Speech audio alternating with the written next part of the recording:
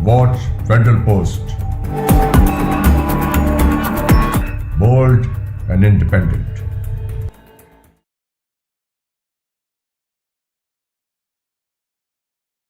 अस्सलाम वालेकुम। Talking politics में खुशामदीद। मैं हूं हसन जफर। हमारे साथ नदीम खान साहब, इज़्ज़त सैयद साहब और डॉक्टर औरंगजेब सिद्दीक साहब मौजूद हैं। आज हम डिस्कस करेंगे जो सियासी एक तूफान मुल्क में उठा है मोहसिन नकवी साहब के बयान के बाद, और उसके बाद DGISPR जनरल अहमद शरीफ ने कहा कि जी ये टोटल सिस्टम रीसेट चाहिए। So let's start with doctor Aurangzeb sir. ये सारी बात करने की अब जरूरत पेश क्यों भाई? What actually went wrong? Sir वो कहते ना, कहाँ तक सुनोगे, कहाँ तक सुनाऊं, हजारों ही शिकवे हैं, क्या क्या बताऊं। कोई एक चीज खराब हुई हो तो आदमी कहे। वो एतजाज अहसन साहब ने इमरान खान के मशहूर धरने के टाइम पे ना पार्लियामेंट में, कौमी असेंबली में एक तकरीर की थी जिसमें कि उन्होंने क्यूबन शायर की वर्स जो थी ना उसका उर्दू तर्जमा बोला था। उन्होंने वो वर्स थी कि कहो तुम अदालत में जाने से पहले, कहो तुम सिफारत पे जाने से पहले, कहो तुम वजारत पे जाने से पहले, दिखाओ हमें अपने आमाल नामे, दिखाओ हमें अपने आमाल नामे, क़यामत के दिन और खुदा पर ना छोड़ो, क़यामत से ये लोग डरते नहीं हैं। इसी चौक में खून बहता रहा है, इसी चौक में इनको सजा दो। सर कोई हाल है मुल्क का? कोई चीज ठीक है इस मुल्क में? सत्यानाश मचा के रख दिया। आप किसी सिविलाइज सोसाइटी कंट्री को तो छोड़ें, आप किसी बनाना रिपब्लिक से कंपेयर कर लें। चाहे आपका हेल्थ केयर है, चाहे आपकी इकोनॉमिक्स है, चाहे आपका एजुकेशन सिस्टम है, चाहे आपका फाइनेंशियल सिस्टम है, और चाहे आपका एजुकेशन है, और तो और चाहे आपका डिफेंस है। आपको पता है कि मिलिट्री की इस वक्त क्या सिचुएशन है? एक एक पोस्ट, एक एक एक जगह, एक जॉब जिसके लिए 3-3 ऑफिसर्स होने चाहिए, आर्मी में एक ऑफिसर काम कर रहा है। आपको पता है इतने कटबैक्स मिलिट्री में, पैसे नहीं है, मुल्क का सत्यानाश हो गया, बेच के खा गए सारे ये सियासतदान। मतलब किसी ने कोई चीज छोड़ी नहीं है, जिसके हाथ में जो आया है वो खा गया। इतनी करप्शन आपकी होती है, करप्शन इंडेक्स के ऊपर you are first from the bottom. आपके जितना जो ब्रेन ड्रेन है वो सारा, हर रोज 1.8 मिलियन लोग जो है वो अनएम्प्लॉयड हो रहे हैं। इनको एम्प्लॉयमेंट देने के लिए आपको 7% जीडीपी ग्रोथ रेट चाहिए। आपका जीडीपी रेट 2.5% पे पड़ा है। वो ये कहते हैं कि जी मोहसिन नकवी एक काउंसलर का इलेक्शन नहीं जीत सकता। वो इसलिए नहीं जीत सकता कि तुमने सिस्टम को करप्ट कर दिया। मतलब मैं हैरान होता हूँ कि अभी ये लोग इस चीज को डिफेंड कर रहे हैं। आम आदमी को 2 वक्त की खाने की रोटी नहीं मिल रही। People are forced to prostitute their daughters. यहाँ पे कि मुसीबत इतनी पड़ी हुई है, people are leaving the country like this no tomorrow. जो फाइनेंस का आपका हाल है वो आपको पता है। 4,000 रुपए महाना कमाने वाले को आप कहते हैं कि जी वो गरीब आदमी नहीं है। आप ये एजुकेशन का बजट आपने इस बार 2.5% लगाया। मैथ्स और स्टेम सब्जेक्ट्स में आप लोग जो हैं वो बॉटम से सेकंड पे आते हैं। 179 कंट्रीज में आपका नंबर 175 है। कोई इस मुल्क की चीज ठीक चलने दी है? इन पॉलिटिशियंस ने बेच के खा गए हैं सारे का सारा। किसको आप कहेंगे कि कौन सही काम कर रहा है? मियां नवाज शरीफ साहब को आप कहेंगे काम सही कर रहे हैं? मियां नवाज शरीफ साहब और उनका जो सिसिलियन माफिया है उसके बारे में तो जुडिशरी ने जो ओपिनियन दी थी उसको चलें छोड़ें। जो जरदारीज कर रहे हैं, is that something which is credible? मतलब कोई चीज सिंध में जो हालात हैं, आप लास्ट टाइम कराची कब गए? आपने खुद अपनी आंखों से आप सबने देख लिया होगा। बुरा हाल हो गया। तो उसके बाद भी अगर मोहसिन नकवी ये ना कहे कि सिस्टम कोलैप्स हो गया, तो सिस्टम को हार पहनाएं सर हम।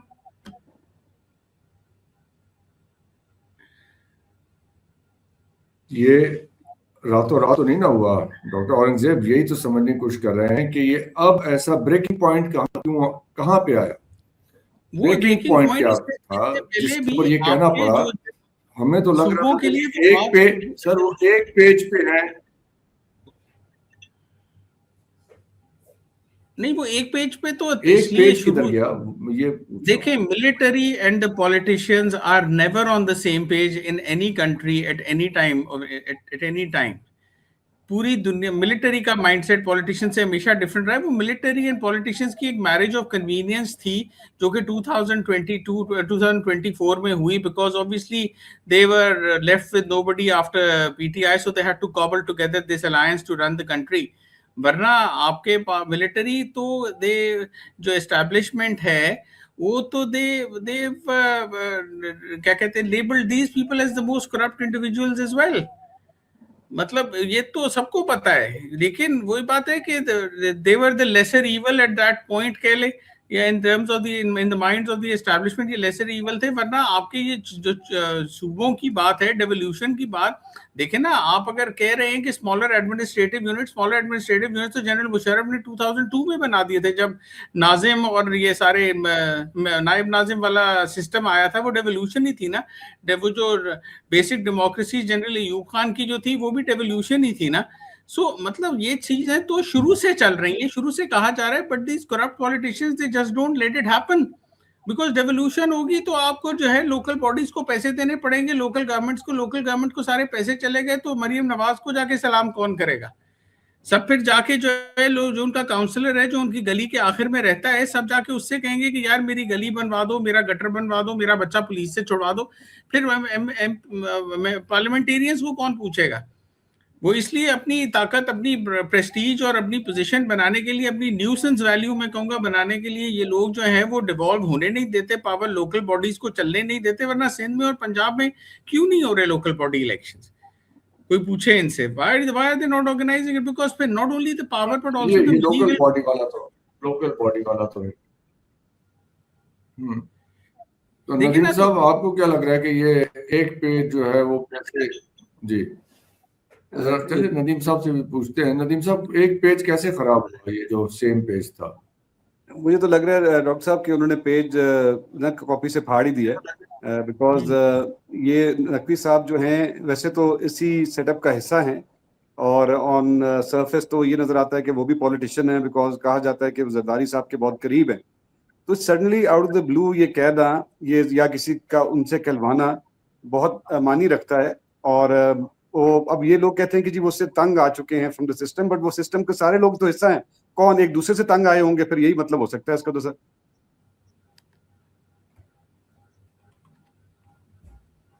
नहीं, बाद में तो वो तो ख्वाजा साहब तो ये भी कह रहे हैं कि ये सब तो कभी कैबिनेट मीटिंग में नहीं आए, पार्लियामेंट में ये नहीं आते, तो he is above everybody else. तो अब दोनों तरफ से इस तरह की बातें हो रही हैं, तो मतलब कुछ ना कुछ तो हुआ होगा ना, कुछ तो हुआ होगा। कोई मेरे पॉइंट ऑफ व्यू से डॉक्टर साहब हुई है जिसकी वजह से ये कहना पड़ा। सिक्योरिटी। चलिए, अच्छा, मजे की बात ये डॉक्टर साहब, मेरे ख्याल में ये ज्यादा सिक्योरिटी इश्यूज हैं, और ऊपर से वो हैं भी इंटीरियर मिनिस्टर, तो मेरे ख्याल से सबसे बड़ी फॉल्ट पर उनकी होती है ना, कि अगर हमारे मुल्क में सिक्योरिटी जो है वो की हालात ठीक नहीं है, तो interior minister is the first one two answer for that. लेकिन वो आके अपनी एक ओपिनियन दे रहे हैं अबाउट द क्या कहते हैं political system, which is very very strange मेरे हिसाब से।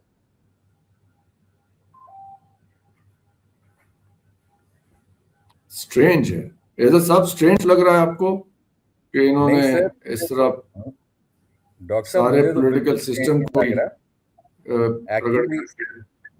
मैं आपको इसकी अपनी पर्सनल मेरा जो ओपिनियन है उसकी मैं आपको थोड़ी बैकग्राउंड बताता हूँ। इमरान खान के इलेक्शन से लेके अब तक पाकिस्तान में एक हाइब्रिड सिस्टम चल रहा है, और जब भी कोई पॉलिटिशियन फेल होता है तो वो एक ही कंबल में 2 या 3 लोग होते हैं, तो वो कंबल जो है ना वो जब उतारते हैं तो एक बंदे को पहनाया जाता है कि जी सारा जो प्रॉब्लम है ना वो इस एक बंदे की वजह से है।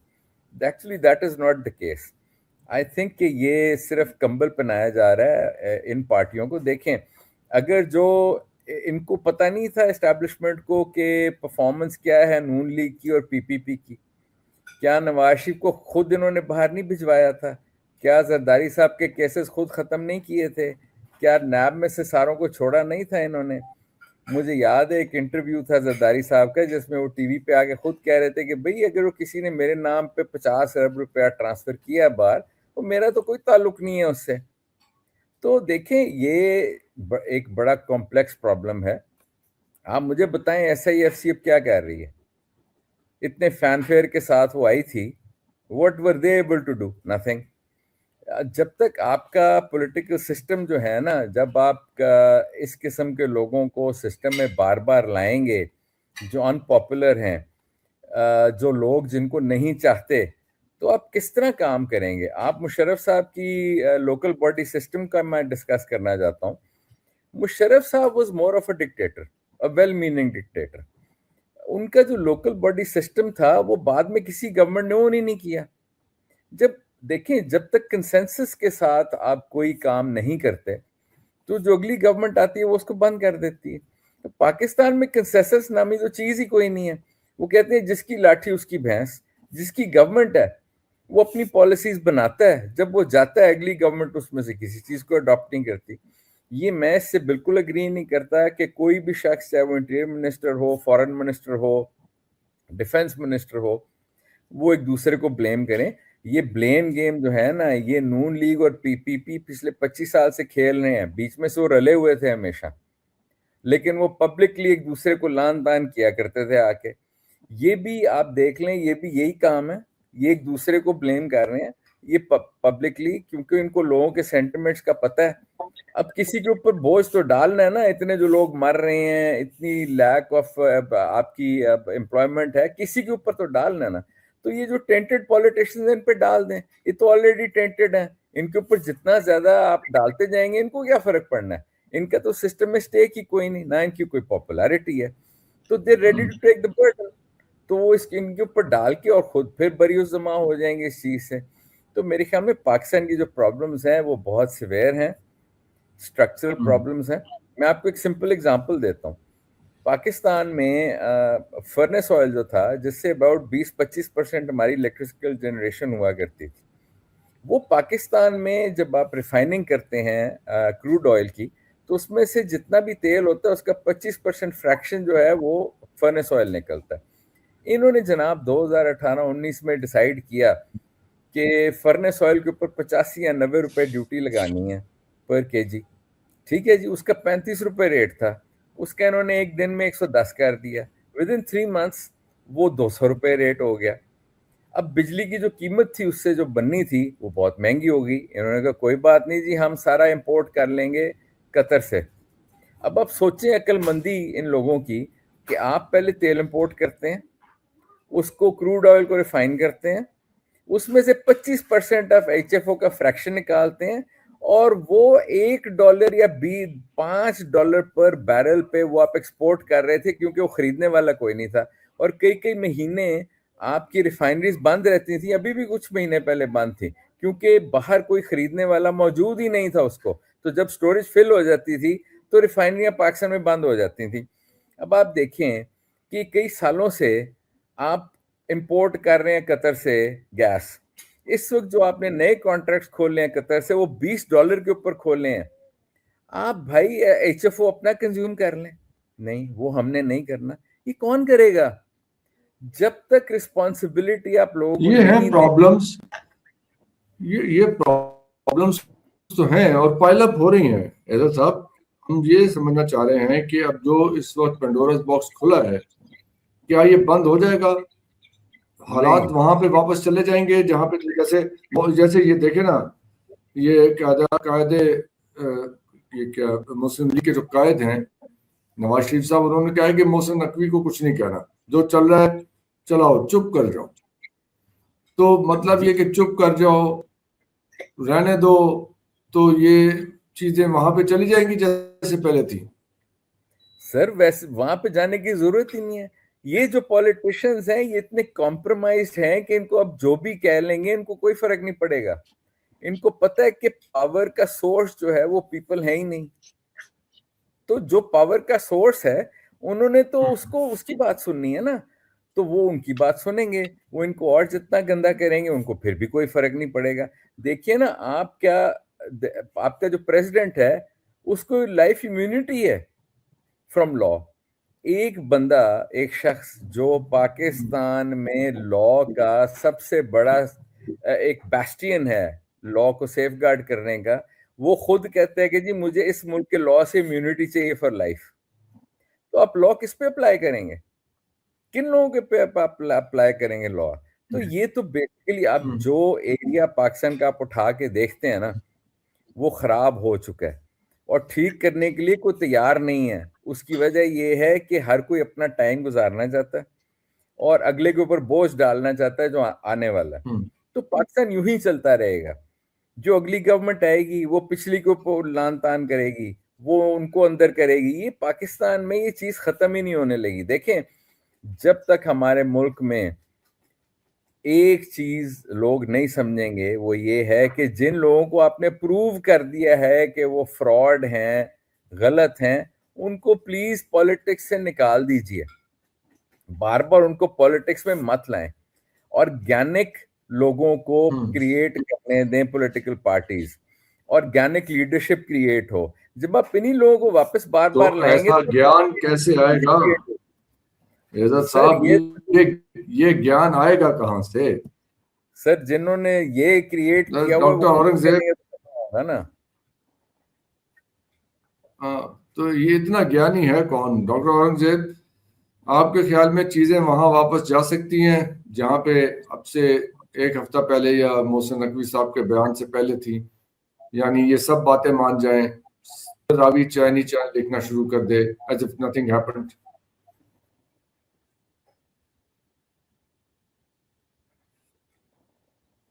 माइक ऑन कीजिएगा डॉक्टर से। अच्छा जी, आई एम सो सॉरी। हाँ, देखें, पहली चीज तो ये है कि चीजें वापस ले जाना पीपीपी और पीएमएलएन के हाथ में नहीं है। चीजें वापस ले जाना एस्टैब्लिशमेंट के हाथ में। अगर एस्टैब्लिशमेंट चाहेगी तो चली जाएंगी, नहीं चाहेगी तो नहीं चलेंगी। एस्टैब्लिशमेंट जो है वो बिल्कुल नहीं चाहती कि चीजें वापस उसी डगर पे चलती रहें। पीएमएलएन ने तो पहले ही हथियार आज डाल दिए। मियां साहब ने तो कह दिया कि जी वो आज हम तैयार हैं, मोहसिन नकवी को कुछ ना कहें, जिस तरह इज्जत अभी कह रहे हैं कि मोहसिन नकवी को कुछ ना कहें, हालात बड़े खराब हैं और इदारों के साथ यूनिटी के साथ चलें। वो इदारों के साथ यूनिटी के साथ थोड़ी चल रहे हैं, वो कह रहे हैं इदारों के नीचे लग के चलें। तो वो तो इदारे डिक्टेट करेंगे। अगर इदारे कहेंगे कि हालात वापस वहीं ले जाओ तो वो वापस चले जाएंगे। लेकिन इदारे अब उस तरफ ले जाना नहीं चाह रहे। सर, आपकी जो इस वक्त जियो स्ट्रेटेजिक पोजिशन है वो इंतहाई डेंजरस हुई हुई है। आपने जो नेशनल एक्शन प्लान बनाया था, मिलिट्री को गुस्सा इस बात का है कि जी नेशनल एक्शन प्लान के जितने मिलिट्री कंपोनेंट्स हैं उस पर अमल हो गया, जो पॉलिटिकल है उस पर एक पे भी नहीं हुआ, जो एडमिनिस्ट्रेटिव है उस पर एक भी नहीं हुआ। अच्छा, ये इशू, उसके बाद आपके दो बॉर्डर्स हॉट हो गए हैं, ईस्टर्न बॉर्डर भी, वेस्टर्न बॉर्डर भी। इन्फिल्ट्रेशन आपकी कहीं बलूचिस्तान में है, कहीं केपीके में, कहीं गिलगित बल्तिस्तान में, कहीं कश्मीर में। चाहे आप उसे होम ग्रोन कहें, चाहे आप उसे इन्फिल्ट्रेशन कहें, है तो सही ना। मतलब 40% of the country is at risk right now. वो क्या अभी भी अगर नहीं करेंगे तो फिर क्या वो मिट जाएगी मखलूक? तो इंसाफ करोगे। अब तो इतनी सिचुएशन आपकी ट्रबलसम होगी बोथ इंटरनली एंड एक्सटर्नली। उसकी वजह से जो आपका स्ट्रेटेजिक पोजीशन है और जो आपका सिक्योरिटी अपरेटस है, they are having sleepless nights. अच्छा, उस सब के बावजूद आपने रिएक्शन देखा नहीं है? पॉलिटिकल रिस्पॉन्स क्या है? कोई कहता है कि जी ये तो मोहसिन नकवी खुद बेनिफिशियरी है इसका। कोई कहता है कि जी ये तो काउंसलर नहीं बन सकते। और तो और मियां नवाज शरीफ साहब की छोटी बेटी फरमाने लगी हैं, अस्मा नवाज साहिबा। उनका क्लिप आया जो आया वो आप सबने देखा होगा। मतलब जो ना 3 में ना 13 में वो फरमा रही हैं कि जी ये बात जो की है ये तो काउंसलर भी नहीं बन सकते। मतलब आप बातें क्या कर रहे हो? आपका जो पॉलिटिकल रिस्पॉन्स आया है उससे आप अंदाजा करें कि मियां साहब ने तो पार्टी को, डॉक्टर साहब, मियां साहब ने तो पार्टी को मना नहीं कर दिया कि मोहसिन नकवी साहब को कुछ नहीं कहना। वो तो आज किए ना, फिर वो भी तो ये आज क्लिप्स आ रहे हैं, फिर भी इस किस्म का रिस्पॉन्स आ रहा है। भाई वो तो आज किए ना। आपने उसका देखा नहीं है? इनके माउथ पीस जो है राणा साहब, उन्होंने क्या पहले दिन रिस्पॉन्स दिया था, कि जी आप इसी सिस्टम में आपने 30 साल का सफर जो है वो 3 साल में तय किया है। मैं हैरान इस बात पे होता हूँ, इनकी एपथी पे, कि the country is on the brink of a disaster. The people are actually not just let alone hand to mouth। मुल्क में लोगों को 2 वक्त की खाने की रोटी मिल रही, लोग भूखे मर रहे हैं, लोग मुल्क छोड़ के जा रहे हैं। लोग जो है वो जो सोशल अनरेस्ट है वो कितना ज्यादा है। आपके 5 में से 3 प्रोविंसेस में एक पॉलिटिकल अपराइजिंग हो रही है और ये कह रहे हैं कि जी ये लोग उस चीज पे रिस्पांस देने को तैयार ही नहीं है। फिंगर पॉइंटिंग करें, आप इससे अंदाजा करें। आई वाज फ्लैबरगैस्टेड कि यार ये रिस्पॉन्स है इसका, बजाय कि ये कहें कि अच्छा let's sit down and develop a consensus over the way forward, they are actually picking on the person who is trying to establish things. It is about time that we call a spade in this country. बहुत हो गया beating about the bush, बहुत हो गया trying to give a sugar coating to a bitter pill. आप देखें तो सही आपके साथ हो क्या रहा है। ऊपर से ये कहते हैं कि जी अगर आपने सिंध के अंदर प्रोविंसेस बनाने की बात की तो हम सिंधु देश का नारा लगाएंगे, और सिंध के साथ जिनका जो बॉर्डर लाइन विद इंडिया है, फिर वहां पे भी इंसर्जेंसी शुरू हो जाएगी।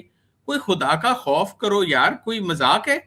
ये आपका मुल्क है, आपका जैसे वो कहते हैं मिल्लत होती, क्या कहते हैं, रियासत होती माँ के जैसी, ये माँ के साथ आप ये कर रहे हैं, ये आपका रिस्पॉन्स है? कोई एहसास है ही नहीं कि जो इस वक्त हमारे जी जो क्राइसिस है इस मुल्क में, किसी को मतलब nobody on the political front is actually trying to realize what's going on. Doctor साहब ये अब बात की जाती नजर आ रही है आपको? मार्शल लॉ की तरफ जा रही है, ये बात आगे बढ़ेगी, ये लोग कॉम्प्रोमाइज करेंगे? नहीं, ये बात आगे बढ़ेगी। और जिस तरह से CDF जो हैं वो इतने कॉन्फिडेंट, उन्होंने इंटरनेशनली वो जो हैंडलिंग की है, उससे पहले इंडिया की हैंडलिंग की है, ये he is confident of handling this issue as well.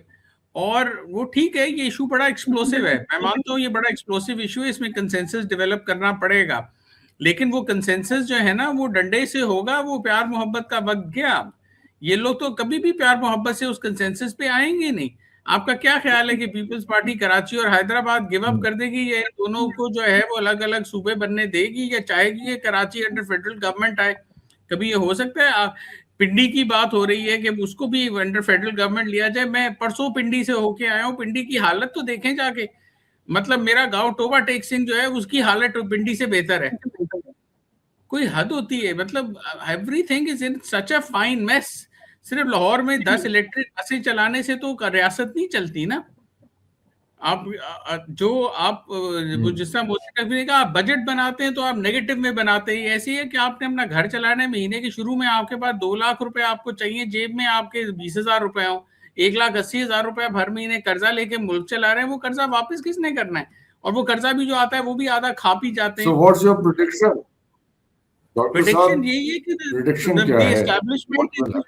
prediction is the establishment is going to push it. और इस वक्त पिंडी Islamabad is ripe with these rumors कह लें, या with this in the air that this government is going to be sent, has been told to either agree to this or they'll be sent packing. Simple. कुछ लोग ये भी कह रहे हैं कि जी वो CDF जो है वो अपने लिए प्रेसिडेंसी की राह हमवार कर रहे हैं। मेरा नहीं ख्याल कि वो प्रेसिडेंसी की राह हमवार कर रहे हैं। वो he is the way things are, he is happy being the field marshal until 2031.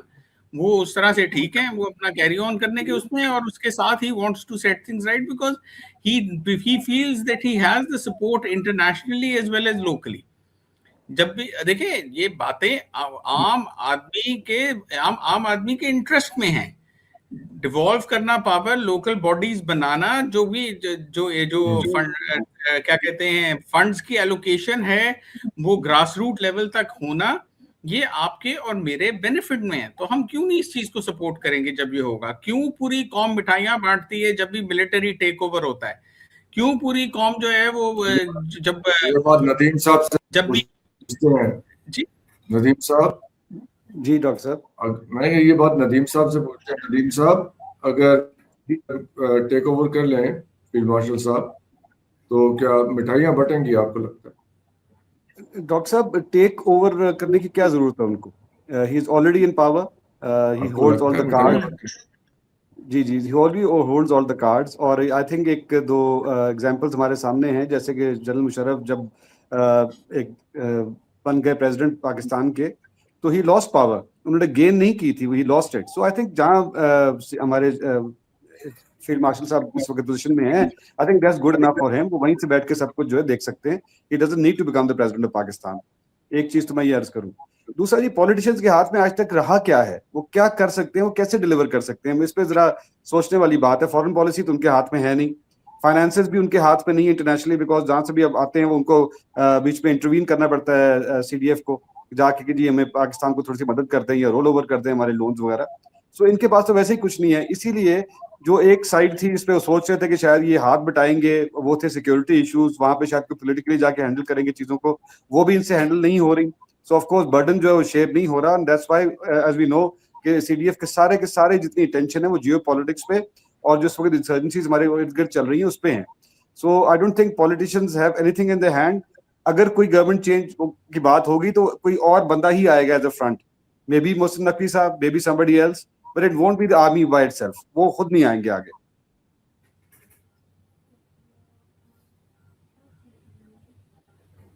Right. इज्जत साहब देखिए, जब एक दफा आपने गवर्नमेंट को चार्जशीट कर लिया या आपने ये तस्लीम कर लिया कि द सिस्टम हैज फेल्ड, और एक तरफ से नहीं, दो तरफ से, आपके मोहसिन नकवी साहब की तरफ से भी और जनरल अहमद शरीफ की तरफ से भी, दो जगह से ये जब एक कह लीजिए कि ये मान लिया गया कि ये थिंग्स आर नॉट वेल, तो उसके बाद गवर्नमेंट की लेजिटिमेसी भी तो नहीं रह जाती। आप देखें ना कि bureaucracy will not respond to the government in the same way as they did before. तो अब आपको अभी भी लगता है कि चीजें रिवर्स हो सकती हैं, वैसे ही चल सकता है जैसे चल रहा था? जी, मेरे ख्याल में बिल्कुल वैसे चल सकता है जिस तरह चल रहा था। देखें, let's be more realistic about how things stand. आपकी जो इंटीरियर मिनिस्ट्री है, यू नो कि वो कौन चला रहा है। आपकी जहां तक फॉरेन मिनिस्ट्री आई है, आपको मालूम है कि इंटीरियर मिनिस्टर आधा काम कर रहे हैं फॉरेन मिनिस्टर का। आपकी जो एक मिनिस्टर फॉर इकोनॉमिक अफेयर्स है, फाइनेंस मिनिस्ट्री, आपको पता है वो कौन चला रहा है। आपको मालूम है कि जो फाइनेंशियल आपकी जो मैक्रो इकोनॉमिक पॉलिसी है वो कौन बना रहा है। तो ये सिर्फ ब्लेम गेम्स हैं एक दूसरे के ऊपर शिफ्ट करने के लिए ये सारा हो रहा है, और पॉलिटिशियंस को कोई फर्क नहीं पड़ता। आप उनके ऊपर उनको जितना गंदा करना है कर लें, वो फिर भी आराम से हर बात मान जाएंगे, बिकॉज इन सारों के ऊपर लाइफ इन प्रेजेंस भी हैं, तो वो दोबारा एक्टिवेट हो जाएंगे केसेस। तो वो तो अफोर्ड नहीं कर सकते ना ये सारी चीजें दोबारा से एक्टिवेट करवा के और गड़बड़ करें। तो बड़ा कन्वीनियंटली वो सारा ब्लेम अपने ऊपर लेंगे, और उनको लेना भी चाहिए बहुत सारा ब्लेम अपने ऊपर। वो ब्लेम लेंगे और अगले 2-3 साल वो आराम से गुजारेंगे और अपने फ्लैग कार्ड्स में फिरेंगे। I think that will be about it. हो सकता है मोहसिन नकवी साहब प्रेसिडेंट बन जाए, पाकिस्तान में कुछ भी हो सकता है। बॉटम लाइन ये है जरदारी ना साहब, इज्जत साहब, बॉटम लाइन ये है कि पैसे नहीं हैं और लैंडर्स भी पैसे नहीं दे रहे। इसका क्या हल निकलेगा? सर इसका तो अब कोई हल नहीं है ना। देखें, ये काम अभी से तो स्टार्ट हुआ नहीं, ये काम तो पिछले 15-20 साल से शुरू हुआ है। ये नई चीज तो है कोई नहीं। अब प्रॉब्लम ये है सिर्फ कि पाकिस्तान की जो ग्रोथ थी ना थोड़ी बहुत, वो पिछले 4-5 साल में खत्म हो चुकी है। जो 4-5% हम ग्रो किया करते थे, दैट्स बिकम टू जीरो। और अब आपके पास कोई चीज हाथ में नहीं है जिसको आप गिरवी रखवा सकें या किसी को दे सकें। तो पैनिक सिचुएशन तो अब इसलिए आई है। अब जहां तक वर्ल्ड लैंडिंग की बात होती है, देखें मैं बिल्कुल मानता हूँ CDF has done a wonderful job when it comes to geopolitics. I mean, he is the number one man when it comes to Pakistan now internationally. But has he been able to convince anyone to invest in Pakistan? No. You know, he was chairing the SFIC, लेकिन he is been unable to convince people to come to Pakistan. तो जरूरी नहीं कि एक शख्स एक चीज में अच्छा हो तो वो हर चीज में अच्छा होगा। ये I think is realize this over a period of time कि इनको थोड़ा इकोनॉमिक अफेयर से थोड़ा पीछे हटना पड़ेगा, और जियोपॉलिटिकल, और जिस तरह नदीम खान साहब ने कहा कि जो आपका टेररिज्म हो रहा है इनसाइड पाकिस्तान, इसके ऊपर फोकस करना पड़ेगा। मैं तो इस वक्त इनफैक्ट ये कहता हूँ कि आप सिर्फ पाकिस्तान में टेररिज्म को कंट्रोल कर लें ना काफी हद तक, तो इकोनॉमी खुद ही चलनी शुरू हो जाएगी। And being a hard state is not a solution. मैं आपको उसकी एक वजह बताता हूँ। आप अपने लोगों को जेल में डाल दें, पकड़ के अंदर कर दें उन्हें, बट अगर जो आप उनके ऊपर गोले बरसाएंगे ना, तो आई थिंक वो बड़ा एक काउंटर प्रोडक्टिव चीज है। आप बाहर के मुल्क के ऊपर तो गोले बरसा सकते हैं, लेकिन आप अपने मुल्क के लोगों के ऊपर गोलियां नहीं चला सकते. It is always proven to be Certainly. counterproductive in every country. I think we have to start being a Yes. soft state for Pakistanis and a hard state for foreign terrorists. We can't be a hard state for Pakistanis as well. That's We have to accept them. We have to understand कि उनके पीछे बहुत सारे grievances हैं जो पास 70-80 साल से चले आ रहे हैं. उनको अंडरस्टैंड करके we have to make sure कि इंडिया, गल्फ कंट्रीज और बहुत सारे लोग जो हैं हमें जो एक्सप्लॉइट कर रहे हैं इस वक्त, वो उन लोगों को एक्सप्लॉइट ना कर सकें, क्योंकि गोलियां जो हैं they are not a solution for your own people.